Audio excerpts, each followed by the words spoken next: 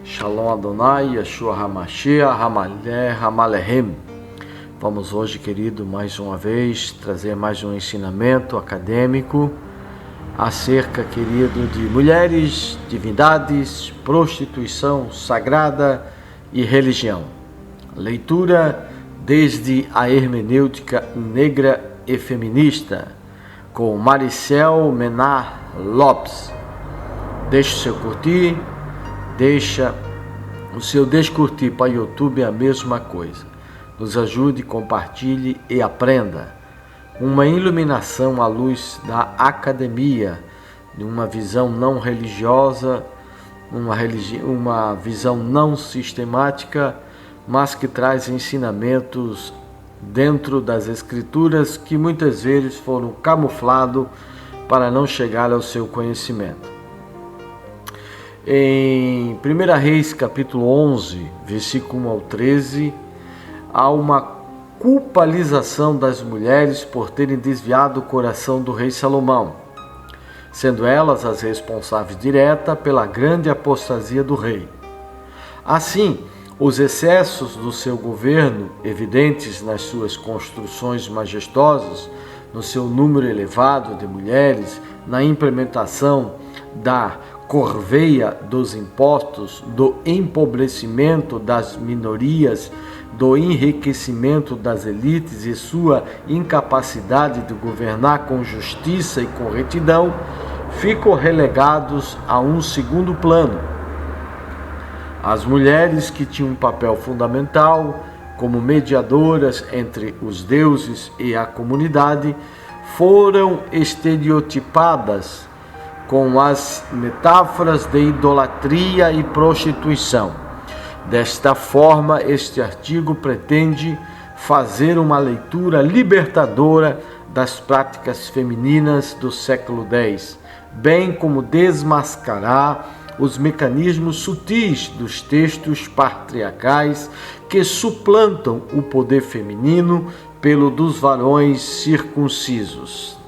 1 Reis, divindade, prostituição, idolatria, mulher e religião, uma hermenêutica uma hermenêutica negra, para que nós venhamos entender. Quando nós vamos estudar Maricel Menar Lopes, nós vamos questionar o processo de hierarquização das religiões, especialmente do monoteísmo e fundamentalismo religioso israelita, que culpabilizou as mulheres e suas divindades dos abusos de poder do rei Salomão. Ao desvelar esses abusos contra as mulheres cananeias e sua religião, quero fazer jus à história humana que se constrói nos contornos da oficialidade. Assim sendo, quero ainda resgatar o simbolismo das deusas em suas dimensões políticas e psicológicas, significativas para o movimento feminista que questiona a centralização da experiência espiritual num Deus único e masculino. As diversas divindades presentes na história de Israel e de Judá têm sido exploradas principalmente a partir de pesquisas arqueológicas.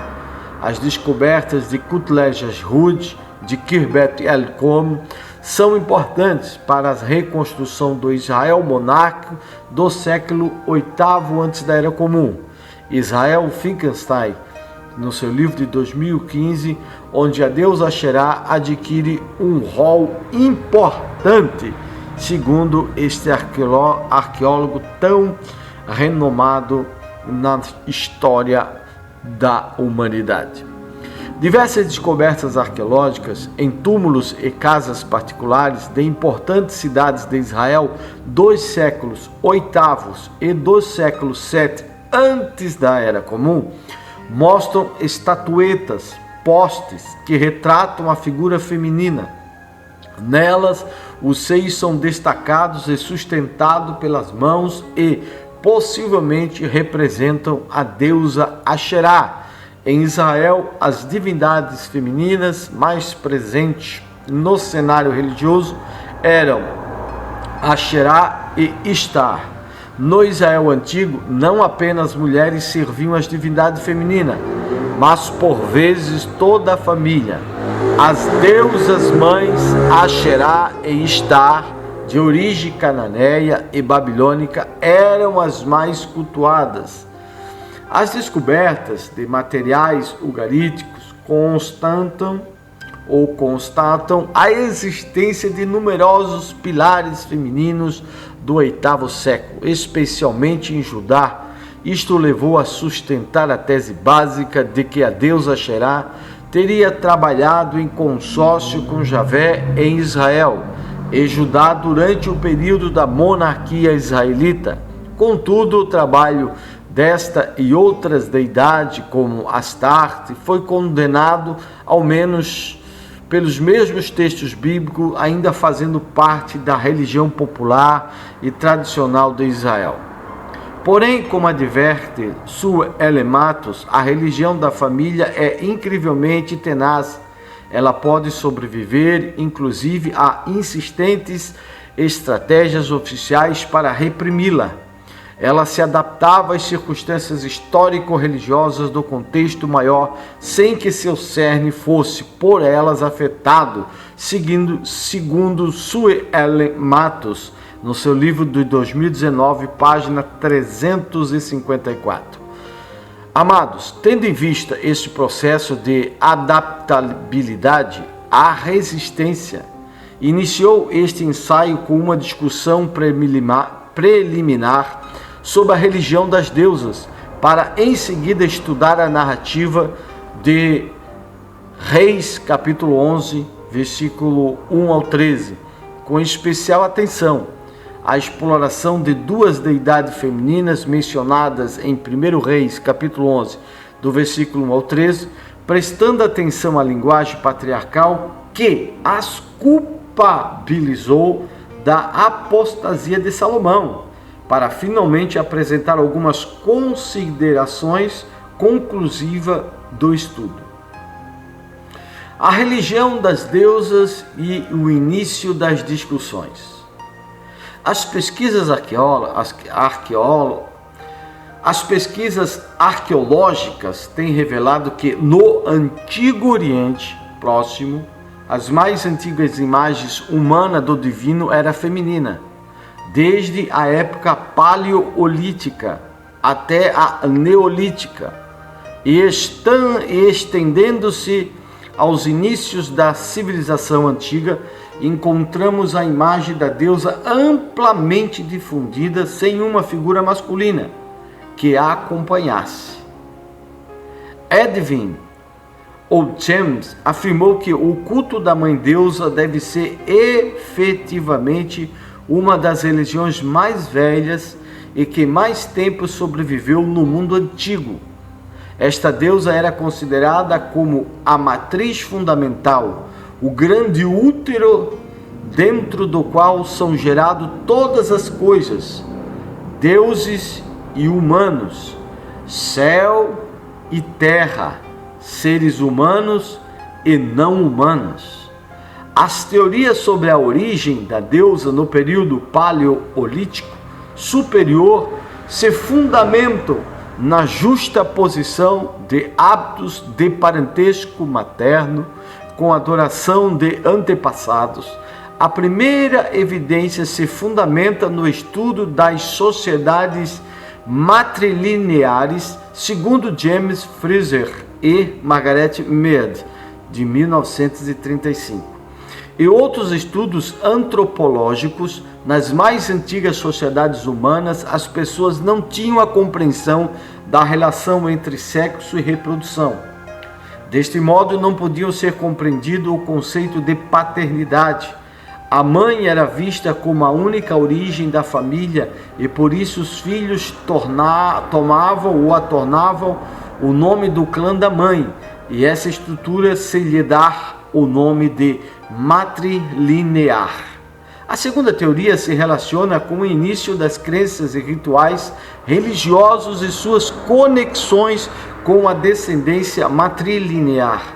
Nestas sociedades, onde a mãe pode ser única origem da família, a adoração aos antepassados era a base do ritual sagrado, e os relatos ancestrais se relacionavam através da matrilinearidade, isto é, com o conceito de criador da vida humana e formulado a partir da imagem da mulher. A terceira evidência é a mais tangível, provém das inúmeras esculturas de mulheres encontradas nas culturas do Paleolítico Superior, algumas delas estando de 25.000 a.C. As esculturas do período Paleolítico e aquelas dos períodos Neolíticos são similares em questão de materiais, tamanho e estilo. Jacta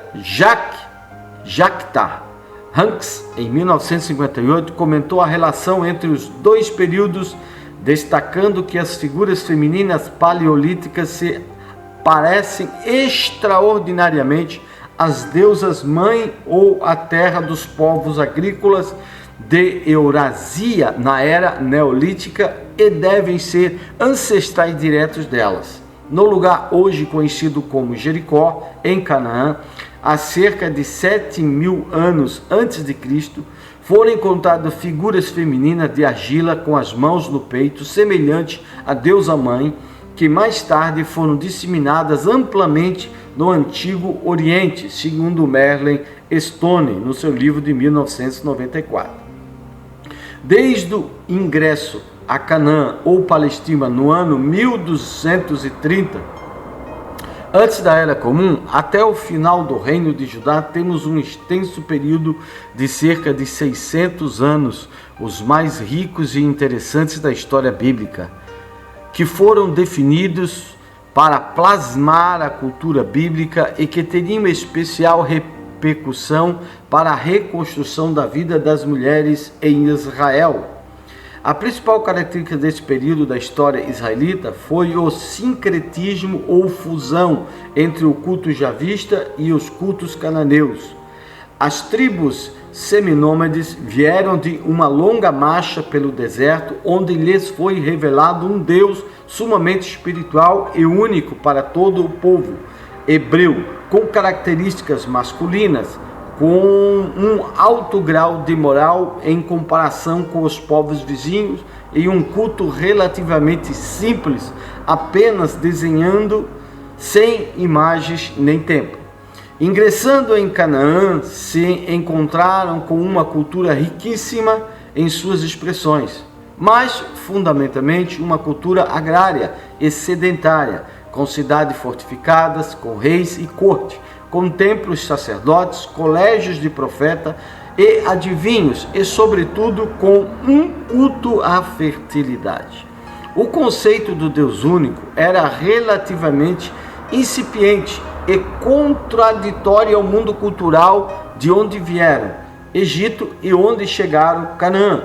Por outro lado, não tinham suficiente consciência do conceito monoteísta, segundo Harold Heimer, no seu livro de 2008. Tratava-se de um monoteísmo enoteísta, ou seja, de um Deus para uma raça, um povo, sem negar a existência de outros deuses. Tudo isso explica o fato de que, por longos séculos, o monoteísmo não lograra, afirmando-se definitivamente, apesar do esforço dos profetas e dos outros dirigentes espirituais. Somente após o exílio babilônico, o javismo começa a circular sem a ameaça de deuses estrangeiros. Sendo agrária a cultura cananeia, as chuvas eram importantíssimas, pois delas dependia a fertilidade da terra. A seca significava literalmente a morte.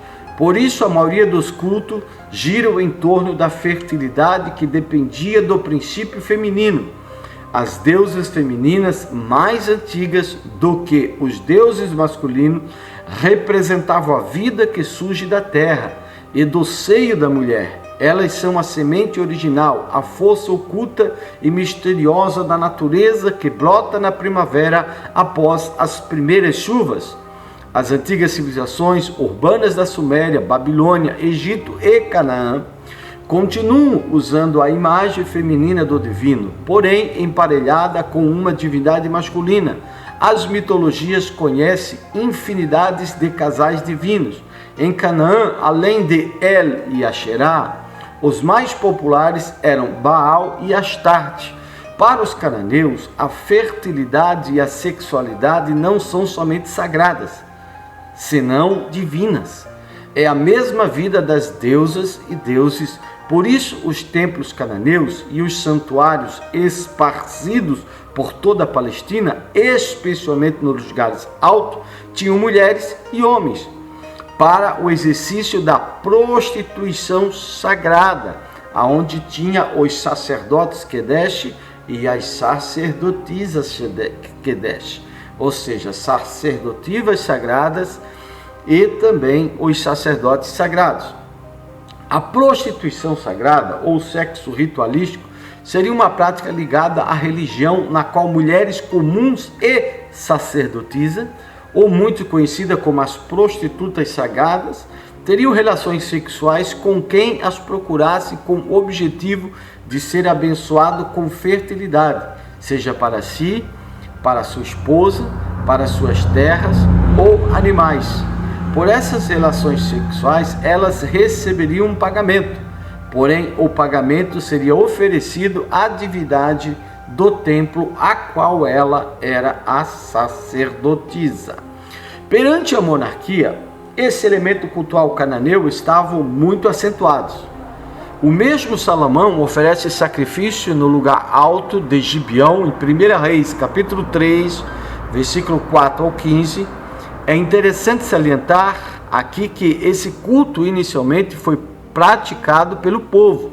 Passa aqui por um processo de hierarquização. A relação sexual que era necessária para que a natureza fosse fértil, agora é centralizada no monarca, que possui um harém numeroso.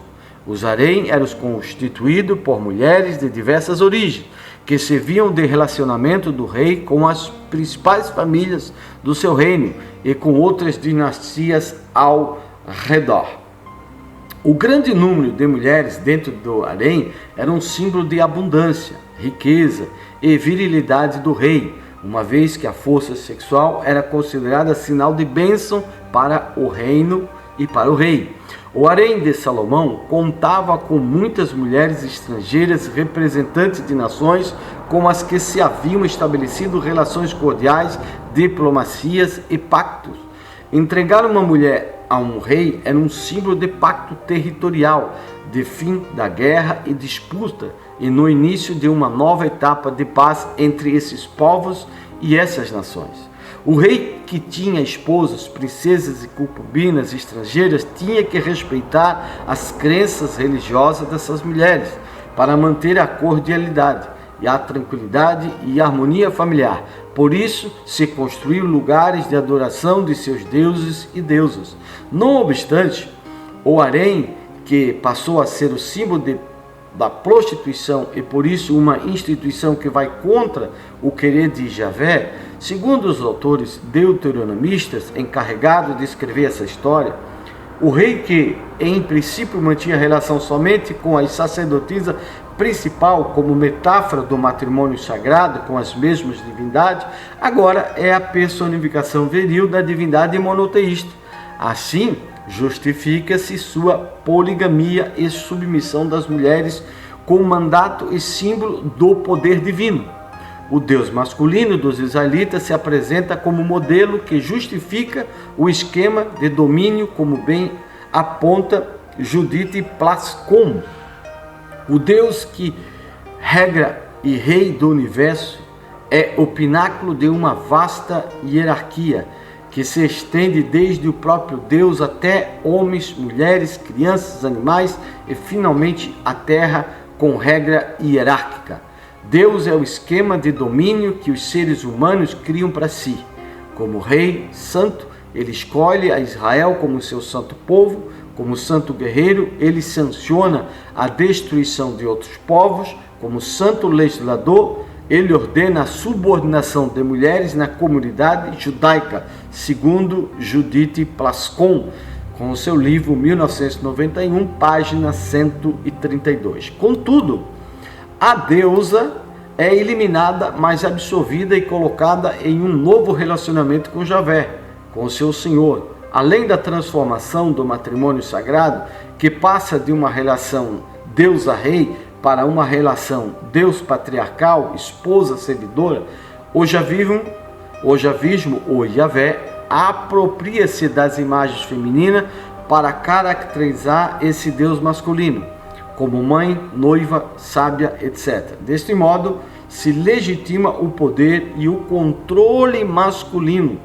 A narrativa de 1 Reis, capítulo 11, versículo 1 ao 13, fiel à teologia deuteronomista e cuja possível redação final provém do período exílico, descreve que o principal motivo da sentença dada a Salomão por Javé foi seu contato com os cultos e divindades cananeias introduzidos pelas mulheres com as que Salomão se desposou. Olha só, os cultos cananeus, além de estarem misturados ao culto de Javé, Deus único e ciumento, que não tolera a presença de outros deuses, fazem parte da constituição ampla e plural que caracteriza a religião dos israelitas no período de Salomão. Perante longos séculos de sincretismo, os dirigentes javistas vão comprovando que os cultos idolátricos e que caem sobretudo os varões, os marcados pela circuncisão, têm como aliado principal as mulheres estrangeiras, seja pela prostituição sagrada ou através da poligamia, segundo Santos Benet, no seu livro 1994, página 81. As mulheres foram culpadas de seduzir os homens e apartá-los do culto a Javé, e esse fato tem como ápice Salomão, o rei da sabedoria, aquele que tinha levado o prestígio de Israel a seu máximo grau, aquele que tinha construído um templo a Deus, aquele que foi abençoado com grandes riquezas, com um harém tão numeroso como seus copeiros, serventes e riquezas, que tinha construído um templo com sacerdotes, sacrifícios e também muitas festas. Salomão e suas muitas mulheres. Salomão, casado com a filha do faraó do Egito, visitado e admirado pela rainha de Sabá, pouco a pouco foi ampliando seu harém com mulheres estrangeiras, que levaram o reino a uma apostasia pública, um escândalo, uma tentação, um pecado que marca a fogo a história de Israel. O texto de 1 Reis, capítulo 11, de 1 a 13, desempenha um papel importante dentro da narrativa de Salomão, pois constitui a antessala do seu declínio.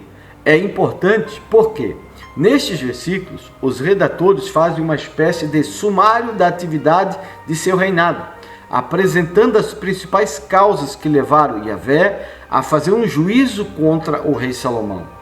Para uma maior compreensão, dividimos o texto na seguinte estrutura: Salomão e as mulheres estrangeiras, capítulo 11, verso 1 ao 3. As mulheres de Salomão desviam seu coração, capítulo 11, do 4 ao 8. Juízo de Deus sobre Salomão, capítulo 11, versículo 9 ao 13. Essa delimitação leva em consideração o desenvolvimento narrativo do relato. Da primeira parte se apresenta o problema: Salomão desposa a mulheres estrangeiras. No centro do relato se apresenta o clímax da narrativa. São essas mulheres as causantes do desvio do coração do rei. Finalmente, o final do relato apresenta a sentença contra Salomão e sua descendência. Mulheres estrangeiras no harém de Salomão. E o rei Salomão amou muitas mulheres estrangeiras, além da filha do faraó, moabitas, amonitas, edomitas, sidônias e etéias, das nações que haviam dito Javé aos filhos de Israel: não os ireis para elas, e eles não venham para vós. Eis que certamente desviarão o vosso coração para os seus deuses. Apegou-se Salomão com amor e houve para ele mulheres princesas 700 e concubenas 300, e desviaram as suas mulheres o seu coração. ou epopeia bem elaborada para diminuir as deusas e as mulheres. O autor apresenta 3 motivos óbvios para a condenação de Salomão. O primeiro é que o rei, além da filha de Faraó, amou mulheres estrangeiras das nações que Javé havia proibido os israelitas estabelecer relacionamento. Devido ao perigo que estas representavam em levá-los a outros deuses, segundo é a advertência do que esses relacionamentos desviariam seu coração para outros deuses, como consequências da anteriores. O terceiro revela que Salomão apegou-se a elas por amor. Se apegou a elas por amor. Ao que parece, não há problema relacionado ao número elevado de mulheres que Salomão amou, e sim como o fato de que essas o levaram até outros deuses. Percebe-se aqui, com os textos androcêntricos, encobrem os excessos de Salomão e justificam pelo suposto amor proferido por ele o verbo arravar. Amar, gostar, agradar, encantar é frequentemente utilizado para justificar a poligamia dos patriarcas, que gozam de uma posição proeminente dentro da história, como se evidencia nos casos dos patriarcas Abraão, Isaac, Eucana e etc. Assim, toda a culpa recai sobre essas mulheres, e não sobre o pobrezinho Salomão, que simplesmente amou. Ou epopeia miserável!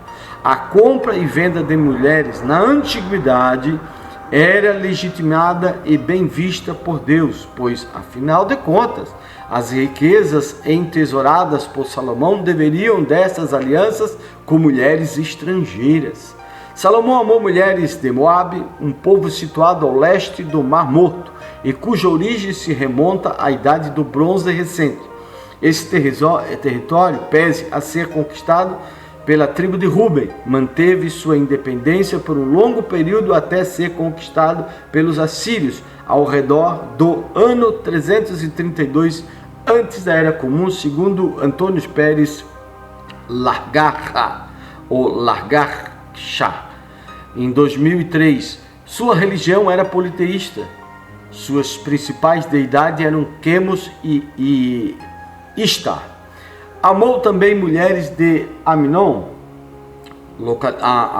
localidade situada ao norte de Moabe, entre o deserto de Síria e o rio Jordão e os rios Jaboque e Armon, que foram submetidos pelos israelitas ao redor do século X antes da Era Comum, até 721, época da invasão assíria. Adoraram principalmente a Milcom, que era o deus. Milcom era o deus dos sacrifícios infantis, da região sul da Judéia, que provinham as mulheres edomitas, e também Esaú, o irmão de Jacó, com quem se disputou a primogenitura. Da região costeira do mar Mediterrâneo provém as mulheres sidônias, cidade fenícia, cuja origem se remonta ao 3º milênio até a sua destruição pelos assírios por volta de 677 antes da Era Comum. Os cultos cananitas, a Baal e Astarte, também se praticaram nessa região. Da região dos hititas, as Eteias, povos que remontam ao século XVIII antes da Era Comum, e cuja desaparição se dá com as invasões dos povos do mar, isto é, quem? Os filisteus, por volta de 1200 antes da Era Comum. Salomão desviou seu coração, o órgão do discernimento, o mesmo órgão a que Javé lhe teria insuflado de justiça e discernimento para julgar entre o bem e o mal, aquele mesmo coração que lhe teria favorecido com ouro e riquezas, um tema central que atravessa todo o ciclo de relatos sobre Salomão, é justamente a relação entre a conduta do rei perante os problemas cotidianos do povo. Ainda que esta conexão seja quebrada pelo monarca, a relação entre a conduta justa e o Estado continua a busca de uma ordem no mundo criado por Deus e a possibilidade de poder viver sábia e honestamente neste mundo. Continua, ao menos Isto é o que seduz da sentença final, da qual Yahvé promete uma tribo aos descendentes de Davi por conta da cidade de Jerusalém. As mulheres de Salomão desviam seu coração. Ai, coitadinho. E sucedeu em tempo da velhice de Salomão, suas mulheres desviarem seu coração tras outros deuses, e não esteve seu coração inteiro como Javé seu Deus, com o coração de Davi seu pai. E caminhou Salomão atrás de Astarte, deus dos Sidônios, a Milcom, que era o deus de abominação dos amonitas, onde eram as crianças, Moloque, as crianças eram oferecidas. E fez Salomão o mal aos olhos de Yahvé, e não foi íntegro, traz Yahvé como Davi seu pai. Ele trai. Então construiu Salomão um lugar alto, a Quemos, abominação de Moabe, na montanha que fica em frente de Jerusalém, e a Moloque, abominação dos filhos de Amon, e assim fez todas as suas mulheres estrangeiras, quais queimavam incenso e ofereciam sacrifício a seus deuses, porque ele amava essas mulheres. No início da narrativa, Salomão é apresentado como possuidor de um coração sábio, ou seja, justo e reto aos olhos de Yahvé. Porém, ele não permaneceu assim devido às mulheres. Elas foram as culpáveis do desvio do coração deste homem justo. Preste bem atenção o que está por detrás de toda essa narrativa. O mais justo do qual se tenha a notícia. Este parece ser o consenso não somente da maioria dos intérpretes destes versículos, que colocam Davi como um rei exemplar e fundamentaram os pecados de Salomão no seu relacionamento e no desvio em direção aos outros deuses. Afinal, Javé é um Deus ciumento. A ele e somente a ele deve-se amar. Porém, por detrás desse amor se esconde a dinâmica do poder, do despojo e saqueio de povos inteiros com suas tradições religiosas. A dinâmica é clara. Eu te dou os tesouros das outras nações se você permanecer fiel ao meu amor. Será isso uma epopeia? Será isso uma novela? Será isso realidade? Aí você tire suas conclusões. O juízo de Deus sobre Salomão. Chegou sua hora, Salaminho.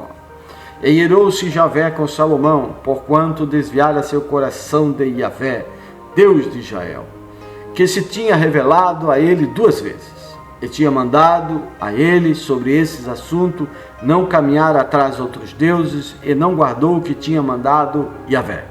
E disse Javé a Salomão: a causa de que aconteceu isso contigo, e não ter guardado minha aliança e meus preceitos que ordenei sobre ti, arrancarei o reino de junto de ti, e eu darei a um dos seus servos. No entanto, em teus dias não farei isso, por causa do teu pai Davi, da mão de teu filho o arrancarei. Não tirarei dele todo o reino, arrancarei uma tribo e a darei a teu filho, por causa de Davi, meu servo, e a casa e por causa de Jerusalém, a cidade que escolhi. Depois você vê aquela treta que deu entre Jeroboão e Roboão, onde que Jeroboão ficou com a maior parte das tribos. O texto revela os motivos pelos quais Javé se irou contra Salomão. Esse desviou seu coração do Deus que lhe havia revelado em 2 oportunidades e, como consequência disso, teria rompido sua aliança e abandonado seus preceitos. Esse texto revela 3 elementos importantíssimos. O primeiro é o fato de que os cultos de outros deuses e deusas se realizam em paralelo com o culto a Yahvé, o Deus único que não admite a presença de outros deuses. O segundo elemento aponta para o fato de que estes cultos provêm justamente dos povos conquistados e de outros vizinhos com que Salomão fez alianças. Por fim, o terceiro é o fato de que a apostasia é provocada fundamentalmente pelas mulheres estrangeiras, que seduzem e tentam o rei, mudando seu coração e pervertendo. Por que essa narrativa? Para diminuir as mulheres e as deusas. No final você vai entender. Definitivamente, o redator apresenta uma culpada. Quem? A mulher. Como o javismo não possui uma mitologia rica e total que explicasse os fenômenos da natureza, origem da vida e do mundo, o matrimônio, o parto e a morte, se combate a cultura cananeia com os mesmos elementos que fundamentam sua religião: mitos, símbolos femininos, sexualidade. O javismo centralizador do Templo de Jerusalém está apoiado nos varões. Elas não necessitam do templo, pois possuem seus próprios altares. Caso contrário, sucede com as mulheres israelitas, que sim, eram obrigadas, e seu lugar no culto é no átrio, isto é, no extremo muros do templo. Ou seja, até no templo havia essa separação e esse machismo, né? A evidência bíblica e extra-bíblica atestam que muitas mulheres israelitas, e principalmente as estrangeiras, ocuparam lugares importantes. Foram sacerdotisas, rainhas, mães, profetas, enfim, pessoas influentes nas decisões dos reis, nas cortes, e participavam ativamente nos rituais religiosos. Não eram reconhecidas, mas estavam lá. Assim, o grande harém de Salomão, que o posicionara a princípio num lugar privilegiado de realizações administrativas, políticas e religiosas, bem como na construção do seu palácio e do majestoso templo de Javé, suposto, é o mesmo harém que mais tarde é acusado de levá-lo à ruína e à sua desintegração, tendo em vista esta ideologia. O sacerdote Esdras faz com que essas mulheres estrangeiras se tornem muito perigosas para a reconstrução do povo de Deus. Deste modo, o monoteísmo patriarcal é construído sob o medo das mulheres estrangeiras, representantes do politeísmo e da adoração às deusas, e a luta do Deus único patriarcal masculino contra a riqueza politeísta das deusas. Ou seja, os sacerdotes, com o pontapé inicial da reforma de Josias, decidiram eliminar, acabar com os privilégios das mulheres e acabar com a adoração às deusas. Isso é fato na história e na arqueologia. Só não enxerga quem não quer. Astarte dos Sidônios. Vamos falar um pouquinho agora sobre Astarte. Astarte é o nome dado à deusa cananeia, comumente conhecida como Astarte. Ela é a deusa do amor e da fertilidade. É a grande deusa, a rainha do céu e mãe de todas as deidades. Ela é a mãe de todos os deuses. Astarte era venerada com símbolos sexuais femininos, deusa nua que mostrava seus signos específicos, peitos e genitália. Entre os cananeus simbolizou a procriação feminina e também a sabedoria. A deusa Astarte é bem conhecida no ocidente semita, no Ugarítico. Cyrus Gordon, 1967, diz: em outras partes, como no Egito, Samuel Dive, 1966, as inscrições fenícias, tanto como as numerosas figuras femininas de deidades descobertas na Palestina, provam que Astarte foi venerada proeminentemente na Palestina e no sul da Síria, segundo James Pritchard, de 1954. Estudiosos concordam que Astarte, mencionada na Bíblia hebraica, é a deusa, mas no texto bíblico, a formar Astaret e alterada pelo plural Astarot, o termo Ashtoret aparece 9 vezes na Bíblia hebraica, referindo-se a uma deusa. 3 dessas ocorrências aparecem no singular, Astoret, em 1 Reis 11:5, 33, 2, 1 Reis 11:5 e versículo 33, 2 Reis 23 e versículo 13. As outras 6 vezes estão no plural, Astarot, que está em Juízes 2:13, 10:6, 1 Samuel 7:3 e 4, 12:10 e 31:10. O termo é registrado também 3 vezes no livro Deuteronômio, capítulo 7, versículo 13, 28, versículo 4 e 18, versículo 51. O exame completo dessas passagens não é o tema. As referências a Astartes na Bíblia hebraica se dão no contexto da história deuteronomista e, na maioria das vezes, é identificado como uma deidade estrangeira dentro de contextos polêmicos. É interessante notar, queridos, ainda que os textos paralelos de crônicas se evita qualquer alusão a Astarte. Por quê? porque há um desejo de apagamento das deusas, parecendo mesmo que essas deidades sequer existissem no Israel antigo. Contudo, o culto a Astarte continua ainda no mundo grego-romano. No entanto, parece que os cronistas não acharam esta deusa importante para a história de Israel. Apesar do tratamento polêmico e negativo dado a Astarte na história deuteronomista, ainda é possível identificar o que realmente há por detrás dessas referências. O nome Astarte no livro de Deuteronômio é relacionado com os temas da fertilidade da terra e dos animais, cordeiros, rebanho, sua importância é reduzida e suas funções distanciando-se de qualquer identificação como uma deusa.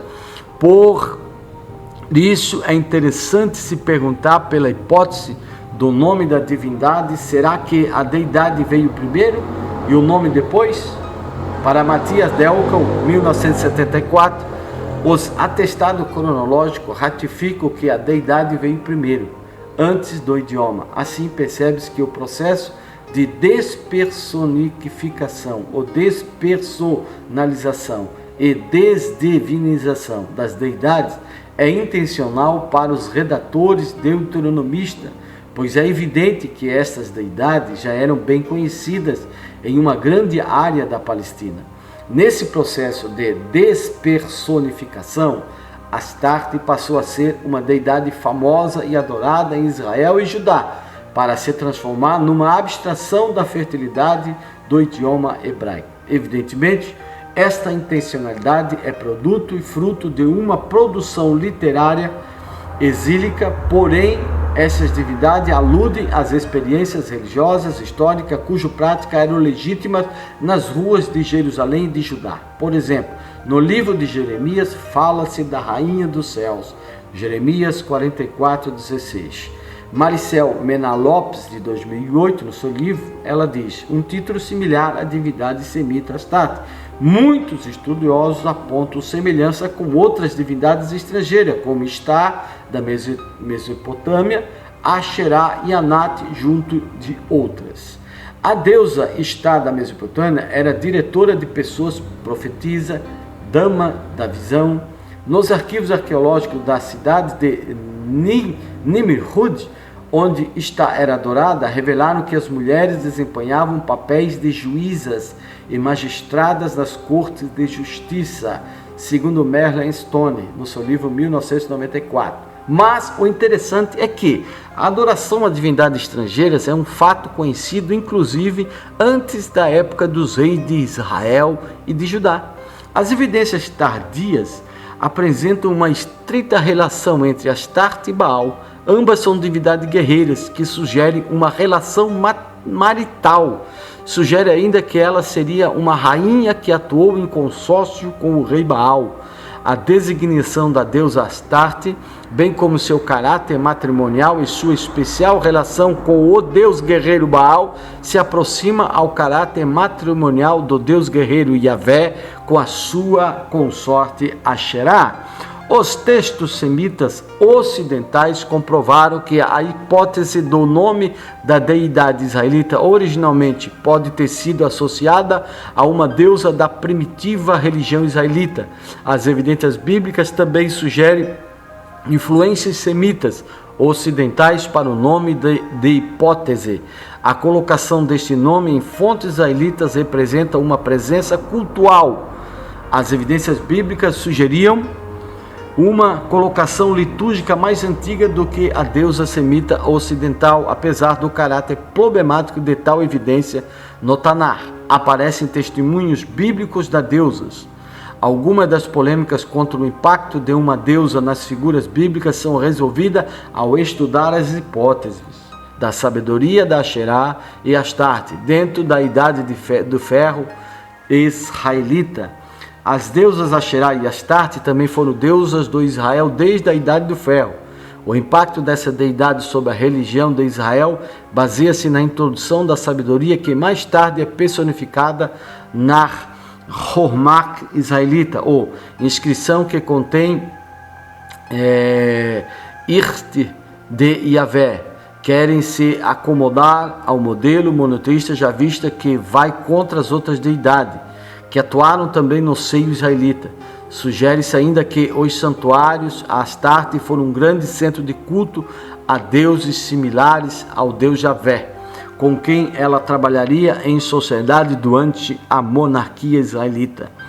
Astarte é a depreciada deidade pagã no Antigo Testamento, apesar dos esforços dos escribas bíblicos por disfarçar sua identidade, a grande deusa, como se conhecia em Canaã e Sabá, a rainha do céu, no Oriente Próximo. Aqueles adoradores pagãos de ídolos na Bíblia haviam estado rezando-lhe a deusa, em Juízes 2, verso 13, em Juízes 10, verso 6, em 1 Reis 11, 5 e 1 Reis 11, 33, que é conhecida em outros lugares como Nana, Nut, Anati, Anahita, Istar, Al, Sete, Ishara, Asherá, Astar, Atá, Ratô, Shaiba, a divina antepassada de muitos nomes.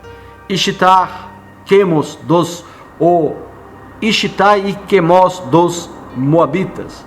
Outros deus nomeado em 1 Reis 11 é o deus Quemos, em hebreu Quemos, que está em número 21, 29, Juízes 11, 24, 1 Reis 11, 7 e o versículo 33, 2 Reis 23, 13, Jeremias 48, verso 7, versículo 13 e versículo 46. E é interessante seu estudo pelo fato que sua atuação está descrita em parceria com a deusa Istar. Este deus é conhecido como a deidade nacional dos Moabitas. Ele aparece na lista dos deuses de Tel Madik, antigo Ebla, cidade do estado da Síria, nos arquivos reais datados em arquivos reais datado do ano 2600 a 2250 antes da Era Comum. Este deus, além de ser reconhecido como uma das 500 deidades de Elba, foi considerado como um deus dos deuses principais dessa cidade. Gerard Mattingly, de 1987, diz: já que havia um templo de Elba, para ele, Quemos era também o nome de um recipiente para oferendas.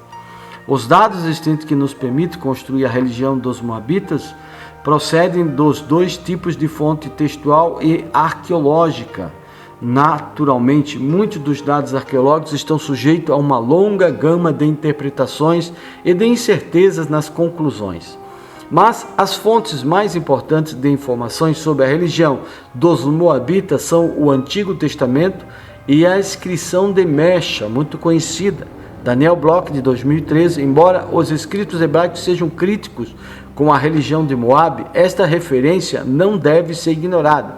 Os textos bíblicos reconhecem a Quemos como uma deidade nacional dos Moabitas, assim como a existência de um culto para esse Deus similar ao culto de Javé, sendo ainda este Deus principal rival da fé dos israelitas, segundo Números 22, 29, Juízes 11, 24, 1 Reis 11, 7, 11, 33 e 2 Reis 23 e 13, segundo Jeremias 48, 7, versículo 13 e 46. Indubitavelmente, a fonte mais importante para o estudo da religião moabita é a inscrição de Mesha, texto que foi escrito por volta do ano 830 antes da Era Comum, muito importante esse achado arqueológico, que muitos religiosos não dão valor. Essa inscrição celebra o triunfo de Moabe sobre Israel. Esta vitória é atribuída a Quemos, a deidade principal deste povo. Na Mesha encontra-se informações sobre a natureza e a função do deus Quemos. Nela descreve o caráter bélico dessa deidade. Trata-se então do deus da guerra. O nome composto Istar, Quemos, tem sugerido muitas interpretações.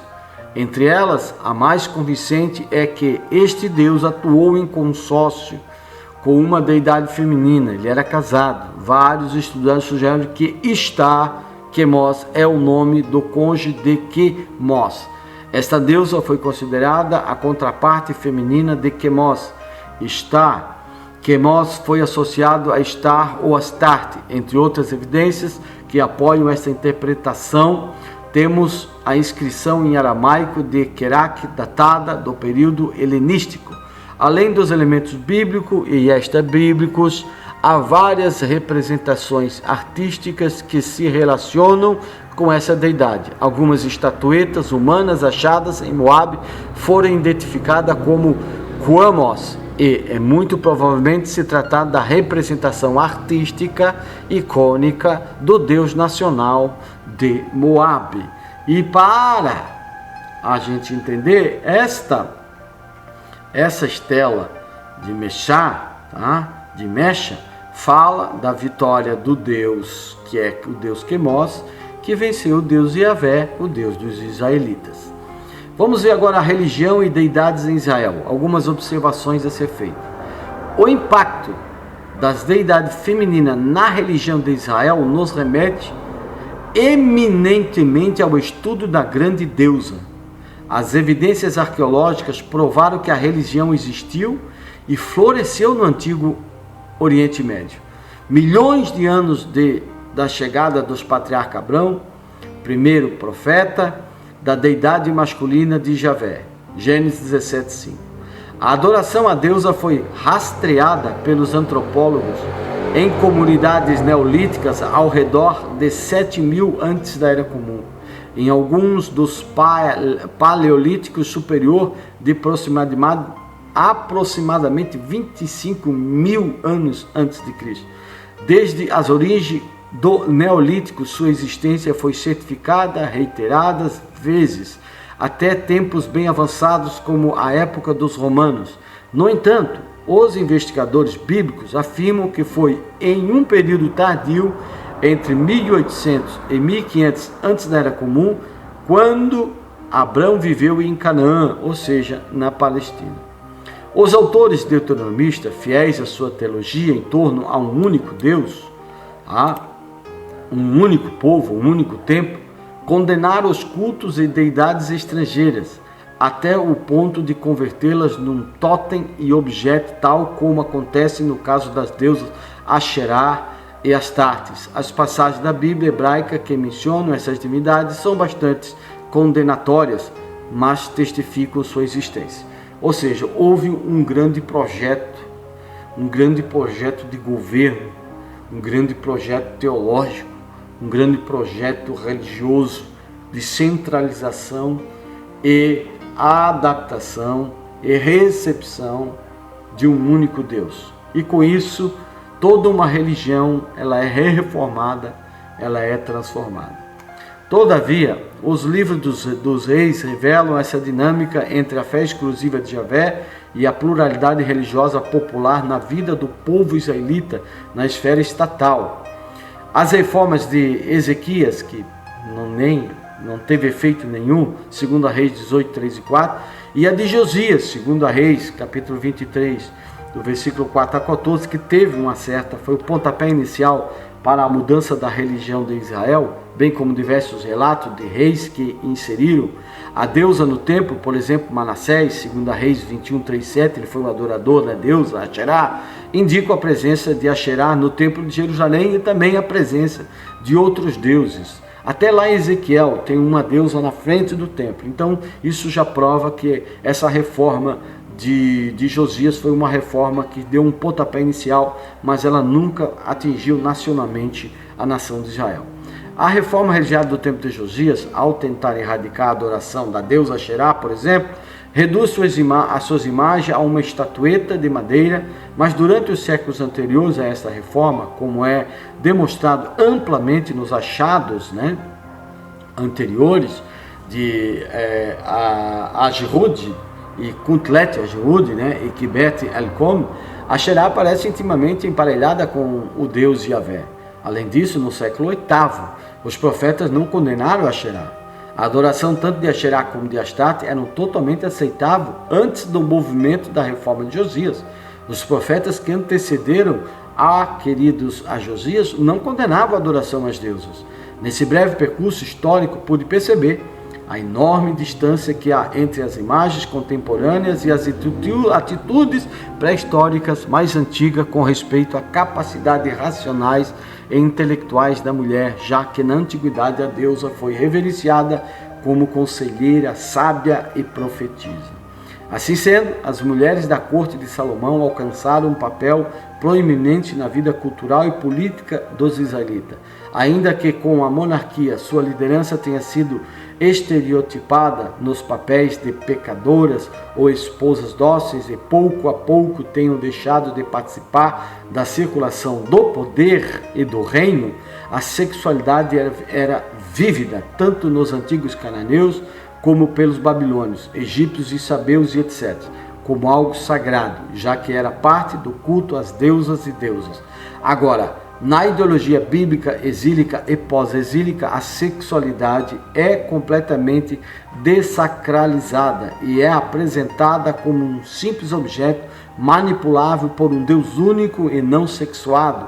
Para o israelita, o corpo sexuado passa a ser um componente a mais da criação, como trabalho de toda a cultura.